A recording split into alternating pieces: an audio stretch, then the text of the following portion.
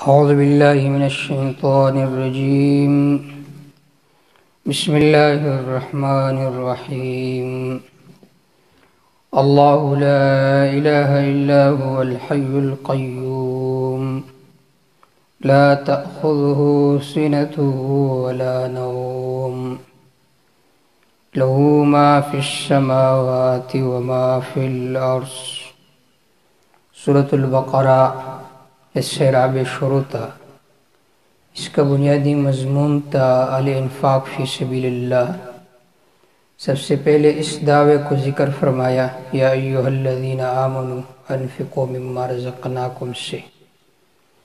پھر مسئلہ توحید کو ذکر کیا اللہ لا الہ الا هو الحی القیوم سے.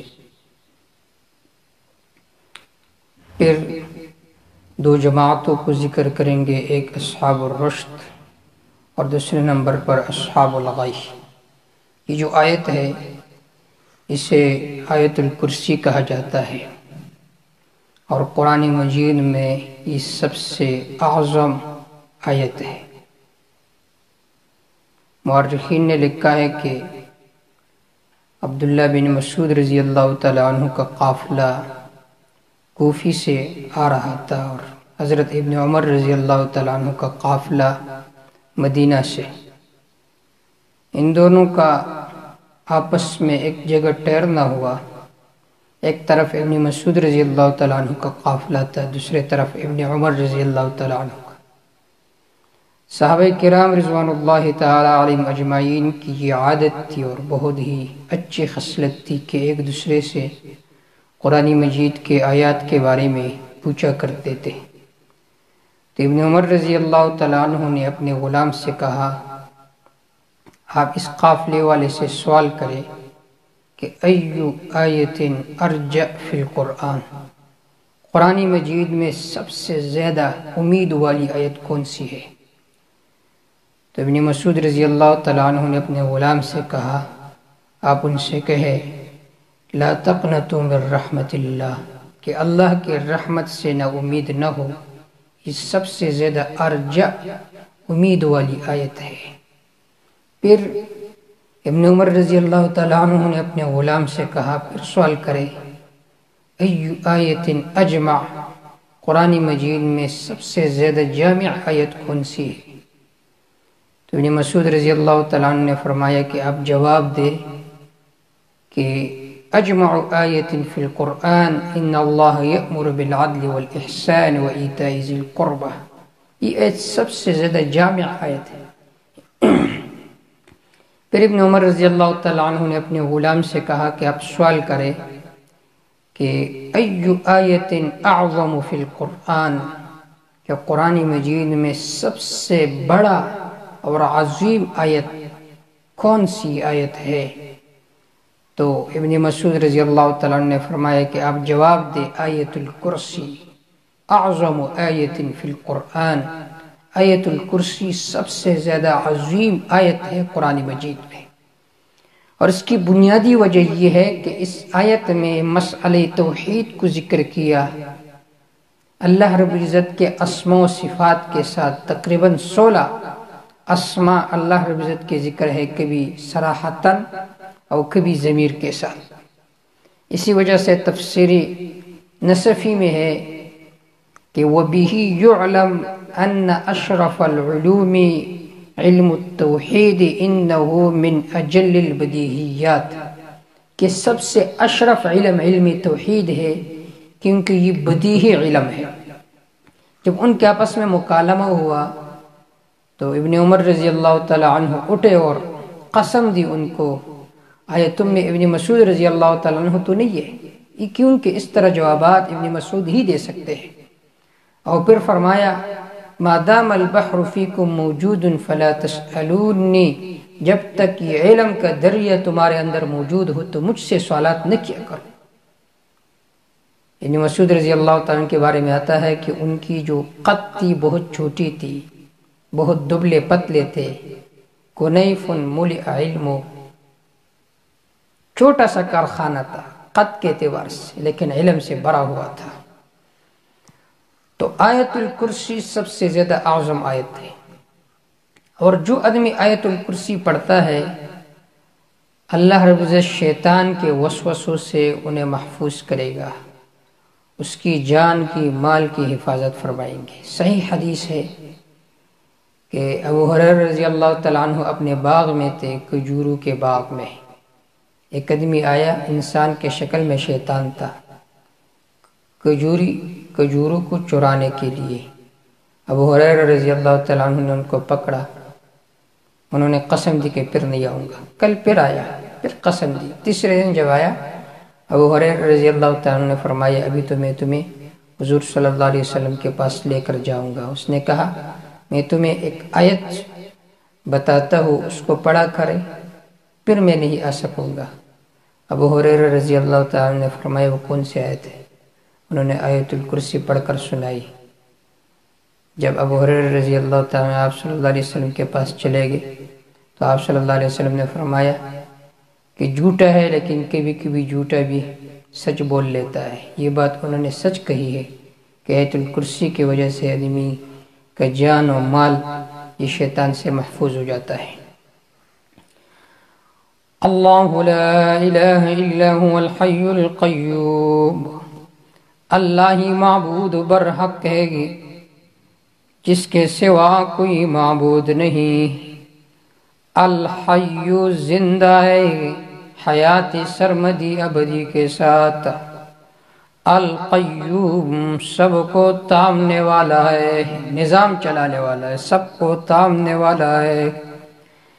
لا تأخذو سنۃ جسے نہ اونگ آئے ولا نوم نہ نیند، نہ اللہ کو اونگ آتی ہے نہ اللہ کو نیند آتی ہے۔ اللہ مقدمات نوم سے بھی پاک ہے، نوم سے بھی پاک ہے۔ دیکھیے تین الفاظ ہیں، ایک ہے نوم، نوم اس کو کہتے ہیں کہ آدمی کے دل اور دماغ دونوں سوئے ہوئے ہو، یہ ہے نوم۔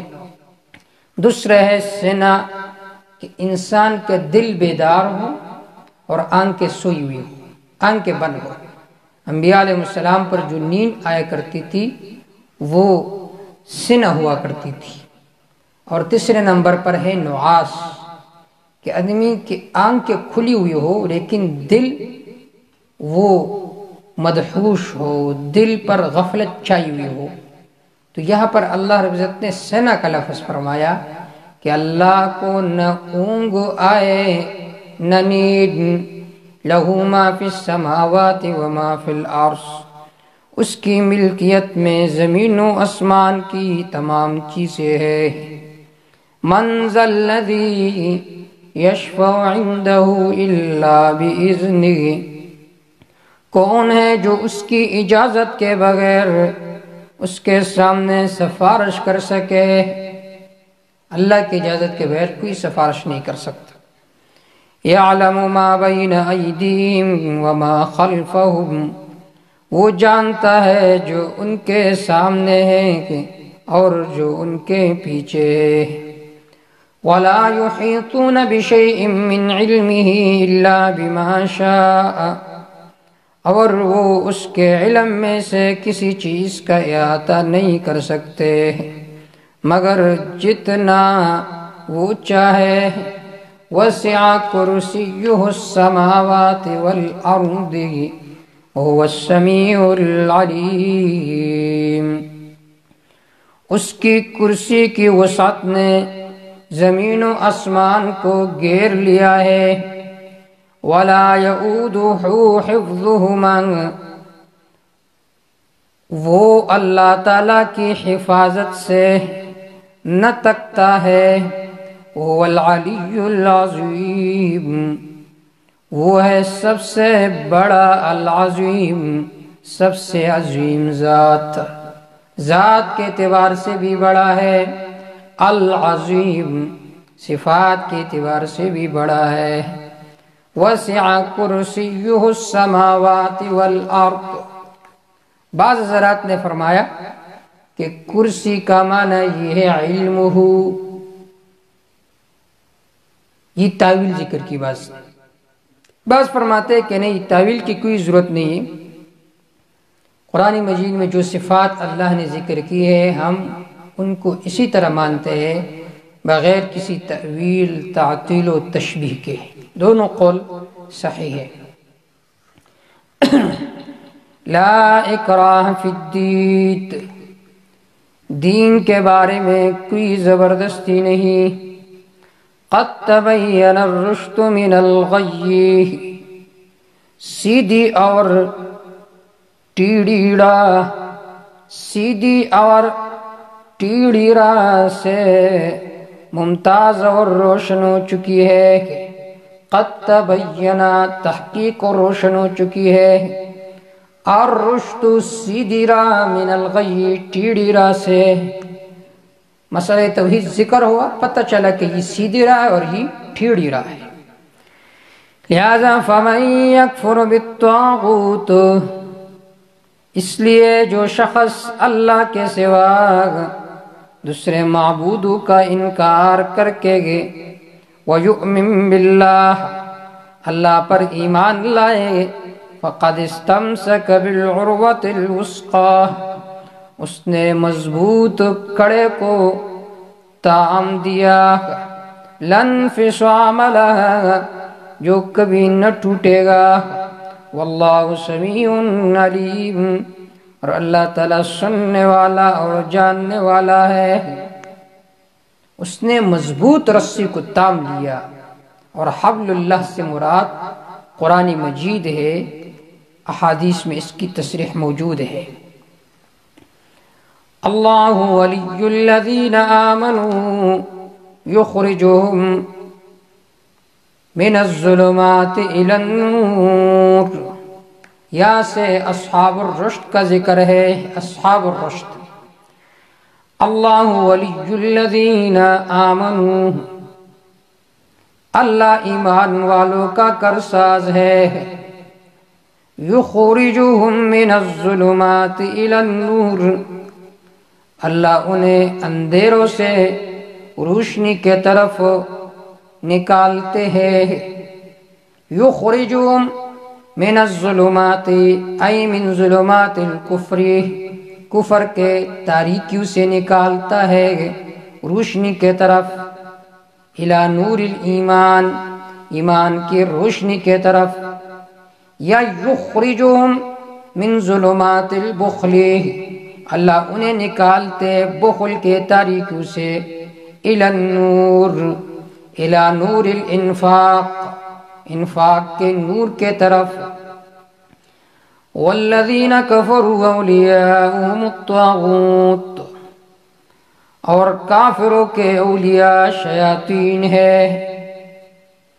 یخرجونہم من النور الی الظلمات، وہ انہیں نکالتے روشنی سے تاریکی کے طرف۔ اولئک اصحاب النار، یہ لوگ آگ والے، ہم فیہا خالدون، وہ اس آگ میں ہمیشہ رہیں گے۔ دیکھیں یہاں پر طاغوت کا لفظ ہے۔ طاغوت کہتے ابن کثیر رحمہ اللہ فرماتے کل ما عبد من دون اللہ فهو الطاغوت، جس کی عبادت کیجئے اللہ کے ما سوا تو وہ طاغوت ہے۔ پھر یہ جو معبودین ہیں یہ دو قسم پر ہے، ایک وہ ہے جو اپنی عبادت پر خوش ہو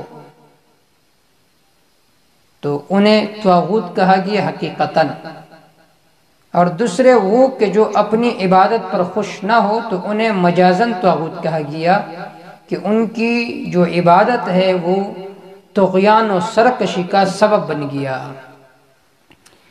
أَلَمْ تَرَ إِلَى الَّذِي حَاجَّ إِبْرَاهِيمَ فِي رَبِّهِ، مثال اصحاب الغی، دیکھئے نمرود کو جو اللہ کے وحدانیت کا قائل نہیں تھا، دوسرا قول یہ کہ اللہ کے وجود کے بھی قائل نہیں تھا، دہری تھا، یہ اصحاب الغی میں سے تھا۔ أَلَمْ تَرَ إِلَى الَّذِي حَاجَّ إِبْرَاهِيمَ فِي رَبِّهِ، کیا تو نے انہیں نہیں دیکھا، کیا تو نے انہیں نہیں دیکھا، الذی، اس شخص کو، حاج ابراہیم، ابراہیم علیہ السلام کے ساتھ جھگڑ رہا تھا فی ربی، اس کے رب کے بارے میں، ان آتا اللہ الملک، اس وجہ سے کہ اللہ نے انہیں سلطنت دیا تھا۔ مال کے نشے میں آ کر اس نے اللہ کی توحید کے انکار کیا۔ اذ قال ابراہیم، جب ابراہیم علیہ السلام نے کہا ربی الذی یحیی و یمیت، کہ میرا رب تو وہ ہے جو یحیی زندہ کرتا ہے، و یمیت مارتا ہے۔ قال کہنے لگا نمرود انا احیی و امیت، میں بھی زندہ کرتا ہوں مارتا ہوں۔ علماء تفسیر نے لکھا ہے کہ ایک آدمی کو بلا کر لے آئے جس پر قتل کی سزا لاگو ہوئی تھی حکومت کے طرف سے، انہیں رہا کیا۔ جس کے بارے میں حکم ہوا تھا کہ اس نے رہا ہونا ہے، اسے قتل کر دیا۔ احمق تھا۔ ابراہیم علیہ السلام کا مطلب یہ کہ روح ڈالنے والا بھی اللہ ہے، نکالنے والا بھی اللہ ہے، وہ اس دلیل کو نہیں سمجھتے تھے۔ تو ابراہیم علیہ السلام نے دوسری دلیل ذکر کی۔ قال ابراہیم علیہ السلام نے کہا فَإِنَّ اللَّهَ يَأْتِي بِالشَّمْسِ مِنَ الْمَشْرِقِ، اللہ تعالیٰ سورج کو مشرق کے طرف سے لے آتا ہے، فَأْتِ بِهَا مِنَ الْمَغْرِبِ، تو اسے مغرب کی جانب سے لے آئیے۔ فَبُهِتَ الَّذِي كَفَرَ، اب تو وہ کافر چھپ گیا۔ فَبُهِتَ الَّذِي، پریشان و حیران ہوا، کأنما القی فی فم الحجر، آپ کہو گے کہ اس کے منہ میں پتھر رکھا گیا۔ واللہ لا یہدی القوم الظالمین، اللہ تعالیٰ ظالموں کو ہدایت نہیں دیتا۔ کیا مطلب؟ ابراہیم علیہ السلام نے ان سے کہا اللہ سورج کو نکالتا ہے مشرق سے، چلو تو مغرب کے طرف سے طلوع کر، وہ چپ ہو گیا۔ اگر کہتا میں مشرق کے طرف سے طلوع کرتا ہوں تو لوگ ان سے کہتے کہ آپ پیدا نہیں ہوئے تھے، اس وقت بھی سورج مشرق کے طرف سے طلوع ہوتا تھا۔ یہاں پر ایک سوال یہ ہے کہ دیکھیے پہلے ابراہیم علیہ السلام نے ایک دلیل ذکر کی، پھر اس سے عدول کے دوسرے دلیل کے طرف، اور دوسرے دلیل کے طرف عدول، یہ تو علامت ہوتی ہے کہ پہلی دلیل ضعیف ہے۔ تو کیا ابراہیم علیہ السلام نے جو پہلے دلیل ذکر کی وہ ضعیف تھی؟ اس کا جواب یہ ہے کہ یہ عدول معقول سے محسوس کے طرف ہے۔ کیا مطلب؟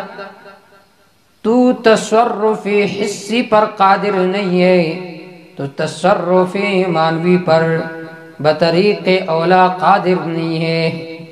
دوسرا جواب یہ ہے، یہ انتقال ہے من دلیل خفی الى دلیل حسی، کہ ایک خفی دلیل سے انتقال حسی دلیل کی طرف۔ تیسرا جواب یہ ہے کہ یہ انتقال بوجہ ضعف دلیل نہیں ہے بلکہ بوجہ حماقت خصم ہے، یہ خصم احمق تھا، اس وجہ سے دوسرے دلیل کی طرف ابراہیم علیہ السلام نے عدول فرمایا۔ او کالذی مر علی قریہ وہی خاویۃ علی عروشها قال انا یحیی هذه اللہ بعد موتها، یا سے مثال اصحاب الرشد کا۔ او کالذی، کاف زائدہ ہے، عطف علم تر الی الذی پر، او کالذی علم تر الی الذی، آیا تو نے اس شخص کو دیکھا، یا کاف اپنے معنی پر، او کالذی، یا اس شخص کے معنی مر علی قریہ، کہ جس کا گزر اس بستی پر ہوا، وہی خاویۃ علی عروشها، جو چتوں کے بل اندھی پڑی ہوئی تھی۔ قال، کہنے لگا وہ، انا یحیی هذه اللہ بعد موتها، اس کی موت کے بعد اللہ اسے کس طرح زندہ کرے گا۔ اللہ اس بستی کو کس طرح آباد فرمائیں گے۔ فَأَمَاتَهُ اللَّهُ مِئَةَ عَامٍ، اللہ نے اسے مار دیا 100 عام 100 سال، اللہ نے اسے مار دیا 100 سال مردہ رکھا۔ ثم بعثا، پھر اسے اٹھایا، قال، فرمانے لگے اللہ کم لبثت، کتنی مدت تجھ پر گزری۔ قال، وہ کہنے لگا لبثت یوما او بعض یوم، ایک دن یا اس دن کا کچھ حصہ۔ قال، فرمایا اللہ نے بل لبثت 100 عام، تو 100 سال تک مردہ رہا۔ بل لبثت 100 عام، تو 100 سال تک رہا۔ فانظر الى طعامك وشرابك، فانظر پس دیکھئے کہ الى طعامك، اپنے کھانے کے چیزوں کو، شرابک، پینے کے چیزوں کو، لم یتسنہ، لم یتسنہ، جو ابھی تک خراب نہیں ہوئی ہے، نہیں سڑی ہے، نہیں سڑ چکی ہے، کھانا بھی اپنے حالت پر ہے، پانی بھی اپنی حالت پر ہے۔ وانظر الى حمارک، دیکھ تو اپنے گدے کو، وَلِنَجْعَلَكَ آیَةً لِلنَّاسِ، لِتَسْتَدِلَّ، تاکہ اب دلیل پکڑ لے اس پر، وَلِنَجْعَلَكَ آیَةً لِلنَّاسِ، تاکہ ہم بنائیں تجھ کو آیتاً، نشانی، للناس، لوگوں کے واسطے۔ وانظر، تو دیکھ الی العظام، اس کے ہڈیوں کو، کیف ننشزها، کس طرح ہم انہیں اٹھاتے ہیں، ثم نکسوها لحما، پھر ان پر گوشت چڑھاتے ہیں۔ فلما تبین له، جب یہ سب باتیں ظاہر ہو گئی اس پر، قال، تو کہنے لگا، اعلم، میں جانتا ہوں، ان اللہ علی کل شیء قدیر، کہ اللہ تعالی ہر چیز پر قادر ہے۔ دیکھیے حضرت عزیر علیہ السلام جا رہے تھے ایک بستی پر، شام کی بستی تھی یا کوئی اور، جب دیکھا وہ بستی اجڑی ہوئی تھی، لوگ مرے ہوئے تھے۔ حضرت عزیر علیہ السلام نے اللہ سے سوال کیا، اے اللہ، آپ انہیں کس طرح زندہ فرمائیں گے؟ اطمینان قلب کے لیے، کہ علم استدلالی تو مجھے حاصل ہے لیکن عین الیقین مجھے حاصل ہو جائے۔ اللہ نے انہیں 100 سال تک ان کے جسم سے روح کو نکال لیا، اور پھر 100 سال کے بعد اللہ نے اسے اٹھایا۔ اب دیکھیے اللہ رب العزت نے ان سے فرمایا کہ آپ اپنے کھانے پینے کے چیزوں کو دیکھیے، جب دیکھا تو وہ لم یتسنہ، لم یتغیر طعمہ، اس کا رنگ اور ذائقہ تبدیل نہیں ہوا تھا۔ دوسری طرف سواری کو دیکھا تو وہ مر چکی تھی، اس کو دوبارہ زندہ کیا۔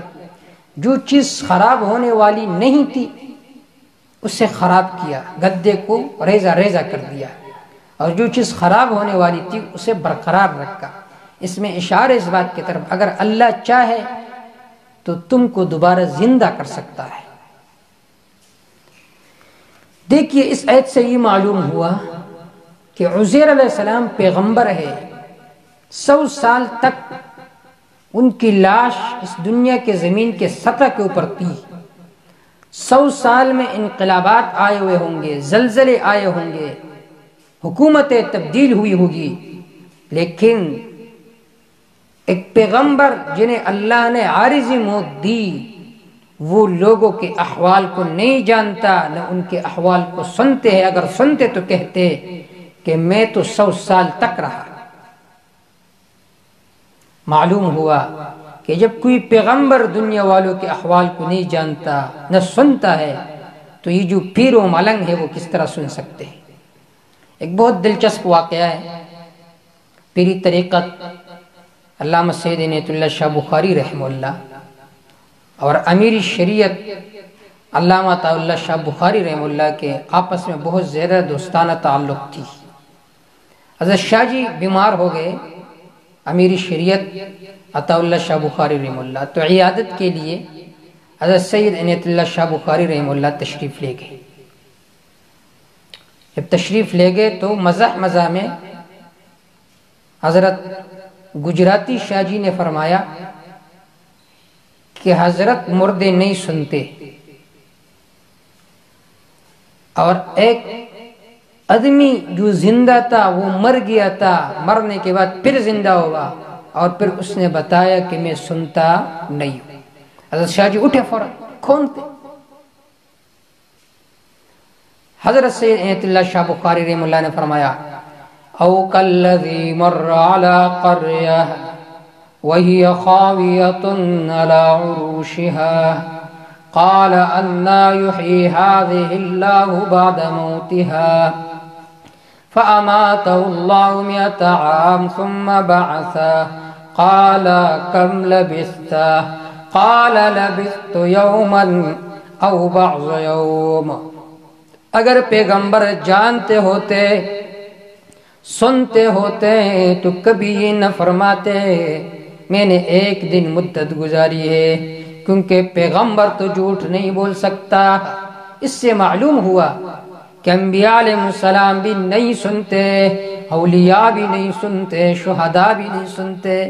حضرت شاہ جی وہ ہنس پڑے۔ تو جو زندہ پیغمبر تھا اسے اللہ نے 100 سال تک زمین کے اوپر رکھا، لیکن وہ نہیں سنتے تھے۔ جس پر ابدی موت آ چکی ہے وہ کس طرح سنتے؟ جو تم کہتے ہو کہ ہمارے پیر و ملنگ، سننا تو اور بات ہے بلکہ دیکھتے بھی ہے، تو یہ نظریہ قرآن کے خلاف نظریہ ہے۔ وَإِذْ قَالَ إِبْرَاهِيمُ رَبِّ أَرِنِي كَيْفَ تُحْيِي الْمَوْتَى، دوسرا مثال اصحاب الرشد کا۔ وَإِذْ قَالَ إِبْرَاهِيمُ، جب فرمانے لگے ابراہیم علیہ السلام، ربی اے میرے پروردگار، ارنی کیف تحیی الموتى، مجھے دکھاؤ، کیف تحیی الموتى، تو مردوں کو کس طرح زندہ کرے گا۔ کیا مطلب؟ ابراہیم علیہ السلام نے فرمایا کہ میں نے نمرود کے ساتھ تو مناظرہ کیا، مجھے علم استدلالی تو حاصل ہوا، اب میں چاہتا ہوں کہ مجھے اس میں اور ترقی مل جائے، عین الیقین و مشاہدہ بھی مجھے حاصل ہو جائے۔ یہ علم کی اضافہ ایک اچھی چیز ہے۔ تو ابراہیم علیہ السلام نے سوال کیا کہ میں بھی علم کا اضافہ چاہتا ہوں کہ مجھے عین الیقین مل جائے۔ قال اولم تؤمن، فرمانے لگے اللہ، اولم تؤمن، اے تیرا یقین و اطمینان نہیں ہے؟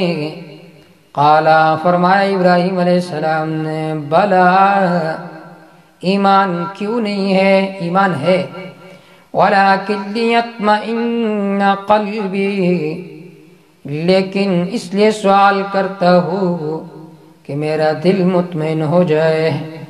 قال، فرمایا اللہ نے، فَخُذْ أَرْبَعَةً مِّنَ الطَّيْرِ، پکڑ لے 4 من الطَّيْرِ، 4 پرندوں کو، فَصِرْهُنَّ إِلَيْكَ، ان کے ٹکڑے ٹکڑے کر ڈالو، ثم اجعل على كل جبل منهن جزءا، پھر ہر پہاڑ پر ان کا ایک ایک ٹکڑا رکھ، ثم ادعوهن، پھر انہیں پکارو، یأتینک سعیا، وہ تمہارے پاس دوڑتے ہوئے آئیں گے۔